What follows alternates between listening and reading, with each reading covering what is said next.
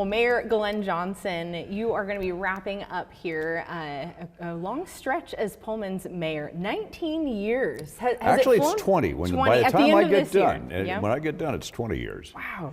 Has it flown by? I mean, there are some days that haven't, but overall, yes, it has gone by quickly.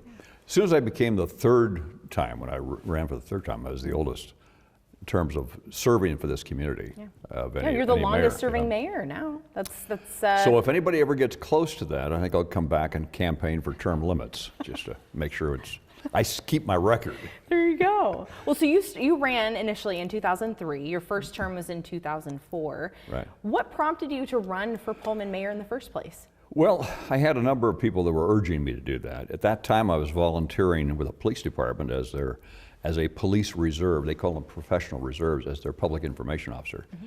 And also, I was also volunteering with the fire department as their public information officer. Mm-hmm. And certainly you hear a lot what's going on in City Hall that way, but you also hear from the community too. Mm-hmm. And I was still a college professor and dealing with the city, and I'm saying, you know, this might be the time. Mm-hmm. And I certainly sensed that, and then ran, and I actually had one person who announced they were going to run against me. And so that person actually had some money, so we got the committee together, we got the signs, got the website and everything else. And then I got a call from John Sherman, the city supervisor, at about 5:05 on Friday. "Congratulations, Glenn, you're mayor." I said, "What?" And he says, "Nobody filed against you." And so no one ended up running against you? No, so wow. that started, but I still put my signs out. Sure, hey, sure. I bought those. I'm gonna get those out there. But yeah, so all 5 elections that I put up have not had an opponent. Why do you think that is? I believe I believe that I've done a good job, number one, and I think that's the main thing. I'm also well known in the community and well known in the state, and that also helps. But no, I have not had an opponent. I made sure that people knew that I was running again. Sure. This time around, I said, "I'm not running again." Mm-hmm. I'm okay. "Are you sure you're not running?" "I'm sure I'm not running again." Okay. So then what prompted the decision to retire? I've done it enough. I mean, you look at a lot of communities, and 1 term and you're out, or 2 terms mainly. Mm-hmm. This one here, we had a project to get done, the airport. We had a lot of things that were on the plate, and I knew that I needed the extra 4 years, so I needed that 5th term, and I did it. You wanted to see it through. I wanted to see it all the way through, and especially when you're doing the federal government, you're trying to get a project done. This airport project we have is awesome, so, and it is mostly done. Yeah, almost there. Almost there. Yeah, you just had a celebration the other day. We had a ribbon cutting. Mm-hmm. We showed people all the great potential of what's going to happen with that. It's going to be essentially completed by the end of the month. Mm-hmm. And then there's a lot of training that has to be done. So probably the first passenger will go through there will probably happen latter part of April, first part of May. Yeah. Now you mentioned you needed a few more years to kind of help see it through. So were you considering maybe retiring this past term? No. Oh, okay, okay. No. We were going strong. Going strong. Yeah, going strong. You just keep going with that. So. Well, so looking back, I mean, 20 years as Pullman's mayor, you've seen a lot of changes. I wonder, what's the biggest change that you've noticed in Pullman in your time as mayor? Well, the big thing, I think, and we see it nationwide, it's not just here, how divisive the country is. And that's a shame, because when I first ran back in 2003, I wanted to make sure everyone knew that this is a nonpartisan role, okay? The mayor in this city, and the way our law is, it's nonpartisan. So I had a well-known Democrat, a well-known Republican, and a well-known person as my co-chairs, just to prove it. And I kept it going that way. This year, you could see in the election that one person ran, and he was known as a Republican, and immediately the Democrats got a candidate together. You can see that in so many cities. We have a really good community here in terms of very knowledgeable people. Sometimes you get a little, sometimes people think that just because they have a PhD, they're an expert in every field. So I'm just trying to say it nicely, Amanda. Sure. But there's some areas where you do have a specialty, and other areas you don't. And that sometimes gets a little challenging is when you're in public service. The other thing that you see, and you see it over in Olympia, you see it in Washington, D.C., sometimes people forget what the real true meaning of public servant means. What does it mean And to you? To me, it means I am a servant of the people, and they have my time and they have my ear, and maybe there's sometimes we don't agree, but at least I'm working for you. And there's some people that actually think a public servant means, oh, you're serving me because I am elected. And that's not the way it should be. Because when you really have, and really in management style and everything I've done over the years, and I managed radio stations in Sacramento before I came here, so I've had management training, I've taught management classes, I've had all that practical experience. But there's some people that just think, oh, they know immediately what to do, and because they're elected. Anybody can get elected. Let's just put it frankly, you know. If you have enough campaign, you do things, and people vote for you, doesn't mean you're trained. It doesn't mean you're ready for the job. I did have my bachelor's degree was in political science and minor, and the main was in speech. But all that really comes to working when you're getting through the day, and like just when you met Mike through our who's basically our city manager, and we're going through some of the things that we need to have today, some of the things that's going on for tonight's council meeting. We're strategizing what could that council member say. So I mean, those are the things that you do. But that's the nice challenge too. It keeps you young, bright, and gray hair sort of gives that away. But at least you keep bright in the whole thing. It's fun. Well, you mentioned, I mean, you can't really know what to expect. Anyone can be elected for a position, but I wonder, do you feel like you ever really got the hang of it, of being mayor after 20 years? Yes. Yeah? I know what to expect. Okay. But then again, when you think you know what you're expecting, COVID hits, and you have a worldwide pandemic, and now you're worried about your crews, your employees, because they have to take care of the entire town. What happens if someone on a fire shift happens to come down with COVID? That means the entire shift is off. Who do we have to staff? We used to have basically one shift brief another shift. We had that with our maintenance and operation people. We had it with police. We had it with fire. Can't do that anymore because we can't get people close together. I mean, we had a lot of great challenges, and we had to have hotel rooms lined up, ready to go in case somebody got it, and then we didn't want them to bring it home to their families. So keeping our employees healthy, and then just trying to find out what's new and what's new information about this. Sometimes it was a little frustrating. At that time, Troy Henderson was our Whitman County Health Director, and Troy was a really good guy, and he lived in Pullman. I found out once in a while if I brought him a bottle of wine, on a Friday afternoon, we'd sit out on his deck, and I could actually hear what they were hearing from WSU, because we weren't getting that communications either. So how would you say, Mayor Johnson, how would you say you fared coming out of COVID? I mean, no one anticipated what that was going to be like or that it was coming. How do you think you fared? I think we fared very well. There are some people that probably, well, you didn't do this for us, but hey, we didn't lose our crew. And I mean, when I talk about crew, I'm talking about individuals who are first responders. That includes Bob Warnick over at the funeral home, because he's not a city employee, but he's getting called too, and I want to see how he's doing, because there's a lot of demand on him. And if there's some things that our ambulance crew has that we have to sanitize an ambulance, can that help you? And over here, and we made sure that was available to them. So. But there were some great things that came out of the last couple of years. The building we're sitting in now, I understand you were a major advocate for Pullman's new city hall. Can you tell me about that? Well, the way it all started was members of the church. At one time, they used to have about 400 members here. And it got down to about 40, and they came to us, and Mark Workman, our city supervisor at the time, said, could you buy our rec building? Because they're looking at their mortgage. And then there were 3 of us that met with the congregation after a service on a Sunday.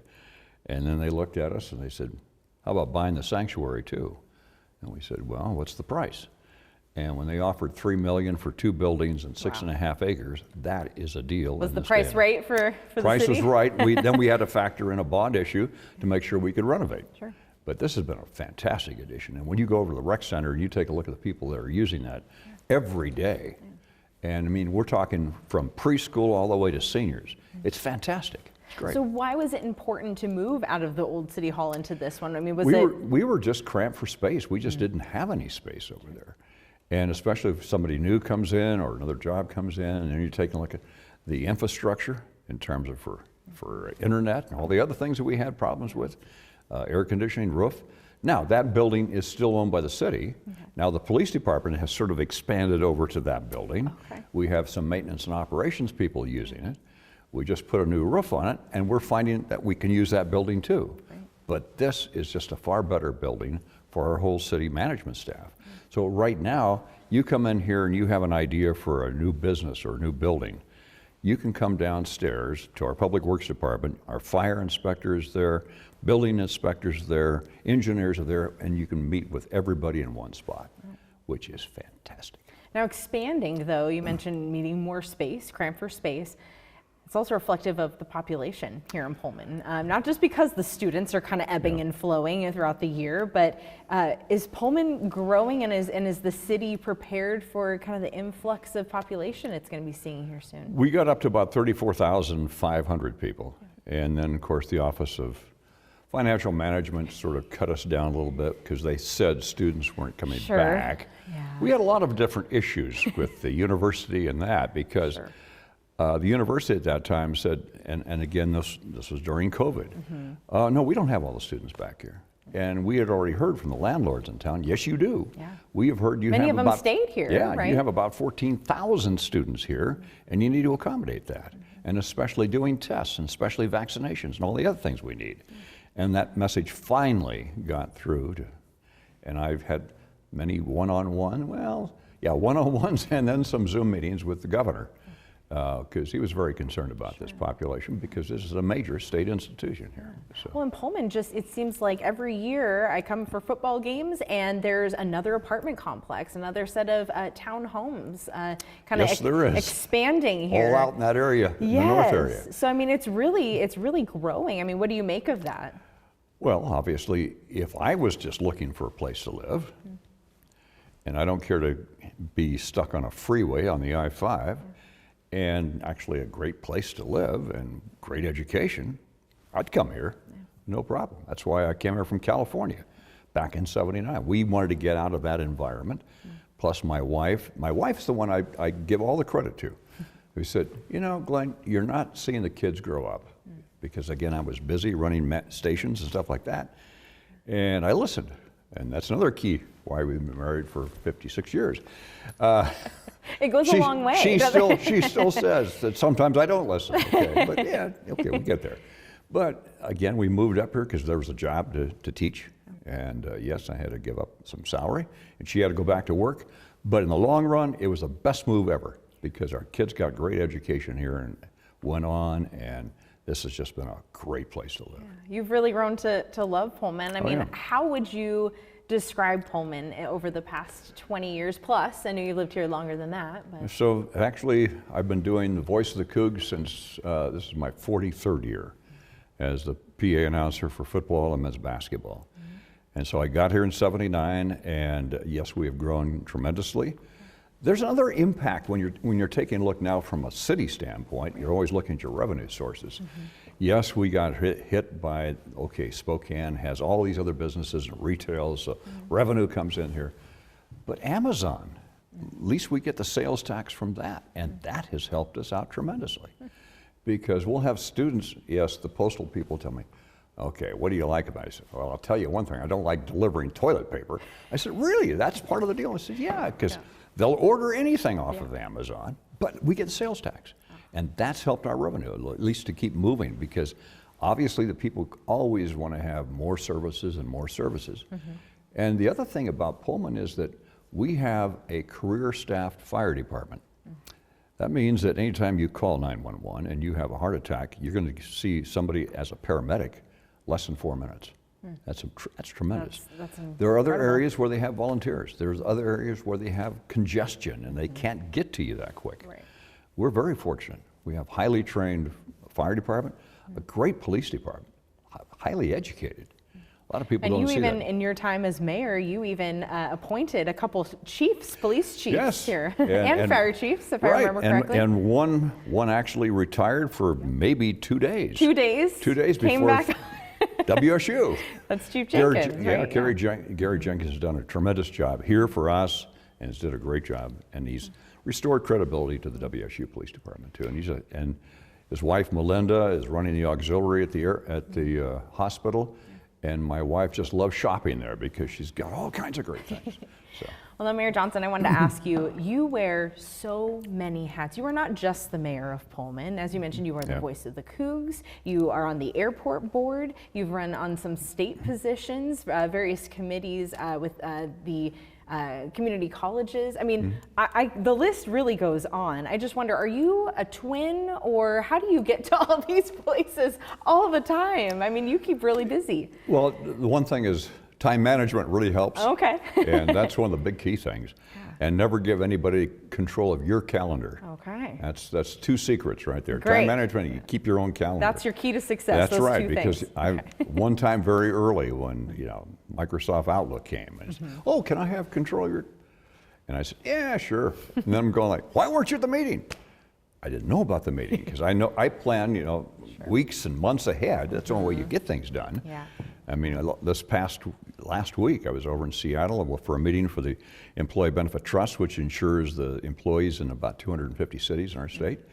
And that's part of the Association of Washington Cities. The next day, I was in Bellevue for a Transportation Improvement Board meeting, and we talked about that 6 months ago. I said, it's going to be my last meeting, and you got one in Seattle, you got one in Bellevue. Is there any way we can, oh yeah, so it all worked. Now, do you have any more council meetings the rest of the year, or have you attended your last council meeting? Tonight will be our last scheduled council meeting. Now, how are you feeling about that? Yeah, it's going to be, it's going to be interesting. Yeah. I've had some really great associations over the years and great people. Now, I'm still on duty, till the end of the year. Till midnight, and then probably for the first time in 20 years I can actually shut off the cell phone. What will it be like? I mean, how do you envision spending your Tuesday night without a council meeting? I told my wife we are going out to dinner on the first council meeting that's scheduled. Yeah.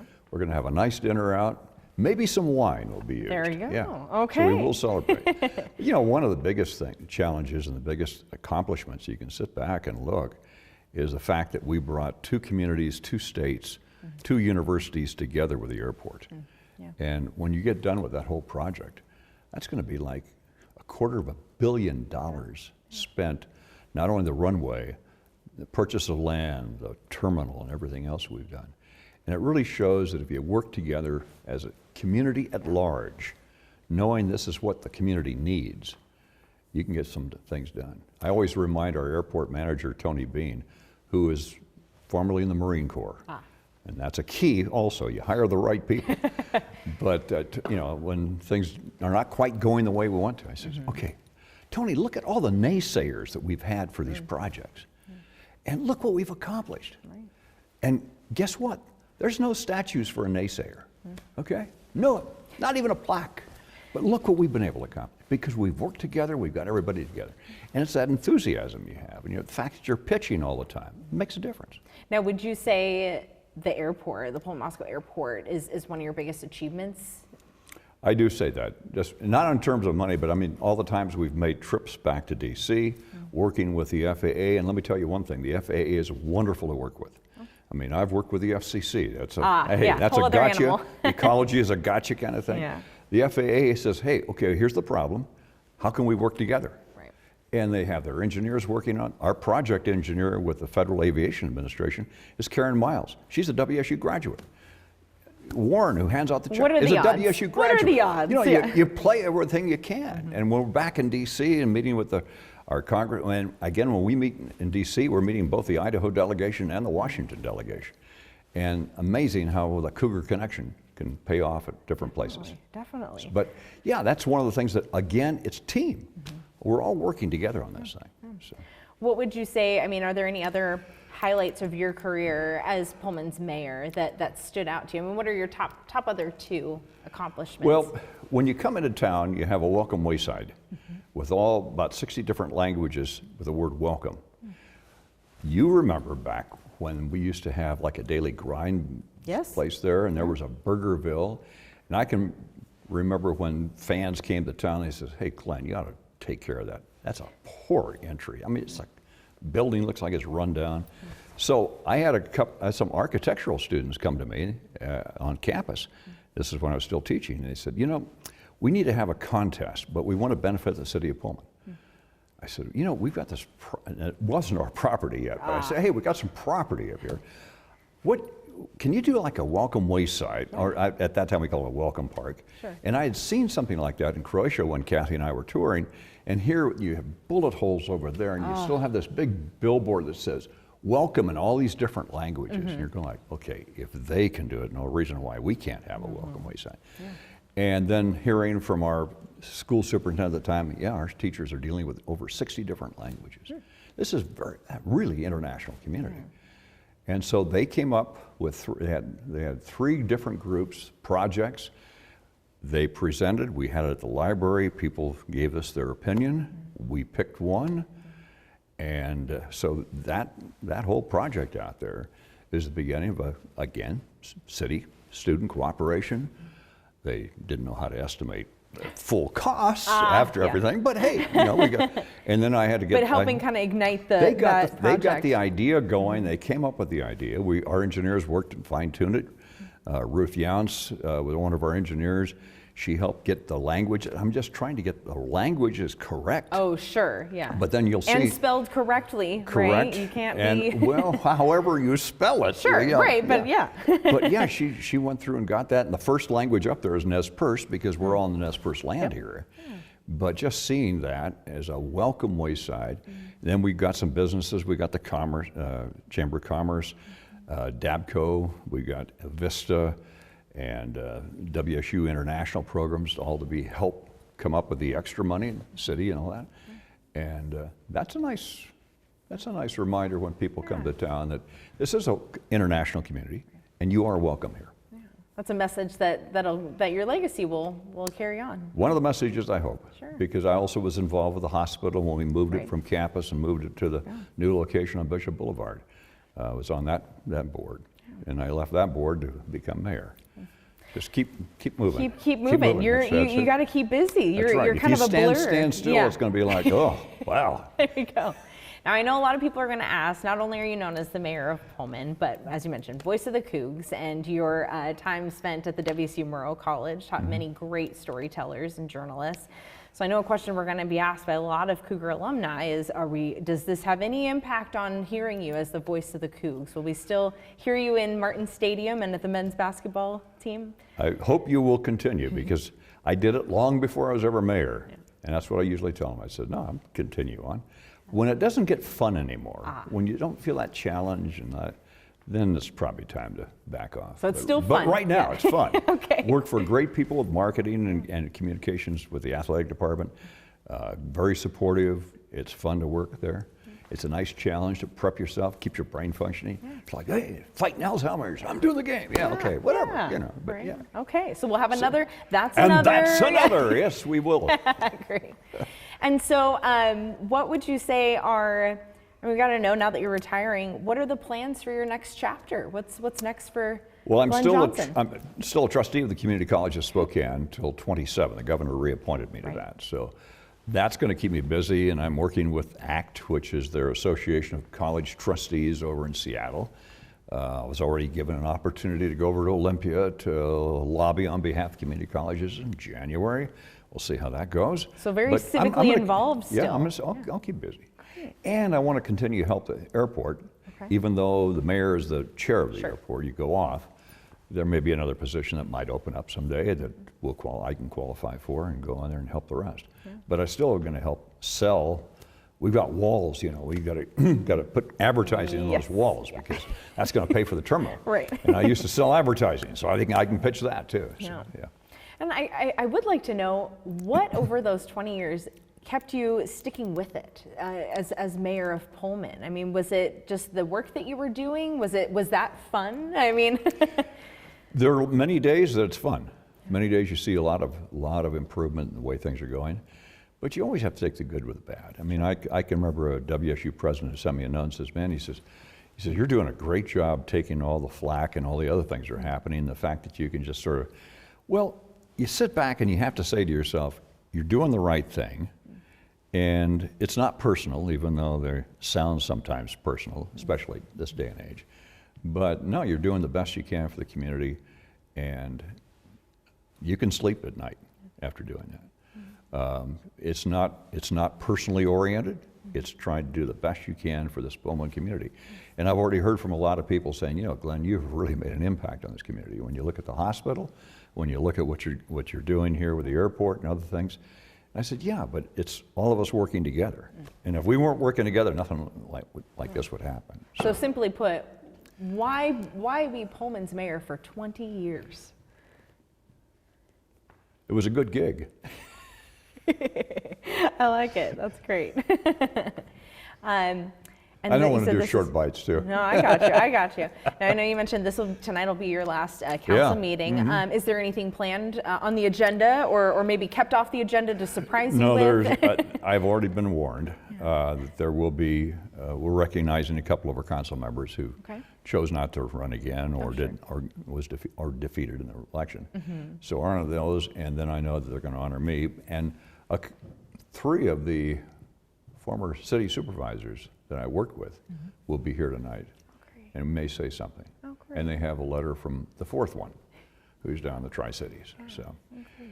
But then we also know that the city staff is going to recognize me on Thursday. I would like a 2-hour. And then in January, the community is going to do something at a CL Event Center. Well, that's exciting. On January 12th. Well, just as you said, people have mentioned you already. I mean, you've made a major impact, and they want to recognize you for that. And has it hit you yet that your time as Pullman's mayor is coming to an end? Oh yeah, I'm looking each day of how much I have to clean up my office.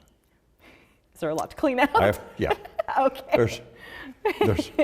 I have boxes at home. I'm going like, that could be real heavy after that one. So. You're going to need to recruit some help, huh? We'll see what happens. Sounds good. Well, is there anything else that you'd like to add as we close out your time here as the city's mayor? No, just thank you for the time. And again, I've been here since '79, and I mean, I got involved in building the police station because that's right. Yes. See, back then I was asked by the city supervisor and the mayor, Pete Butkus. They just had the bond issue for the police station, and it lost. And they knew that I was in communications, and so they teamed me up with someone else, and we were co-chairs of the bond issue, got 74% approval, and we got a new police station. So let's count. New police station, new city hall, new and coming Pullman Moscow Regional Airport. Well, we already got the runway already, so we're actually getting an instrument approach. So in the foggy days, we actually have approach. We have reliability. So a lot of new infrastructure, new and help with the hospital. things. Yeah, it's a lot of good things. Yeah. Wow. And we got some other things probably planned in the future, so we can work with or help. What do you say to the community of Pullman and even WSU students, because you've been recognized by them as well? The question I get asked, okay, are you moving away? Why would I want to move from this city? Why? I mean, we've done a lot of things here, and I like it. People know each other. They actually look at each other. So you'll remain a Pullman resident then? I definitely will. Great. Yeah. We'll see you down at the... But I get no discounts on water and sewer rates. I just want to make sure that's clear. Okay, sounds good. Not even after 20 years, huh? No. Got to pay the full freight. Yeah. All right. Well, thank you, Glenn. It was so nice chatting with you. Okay. Yeah.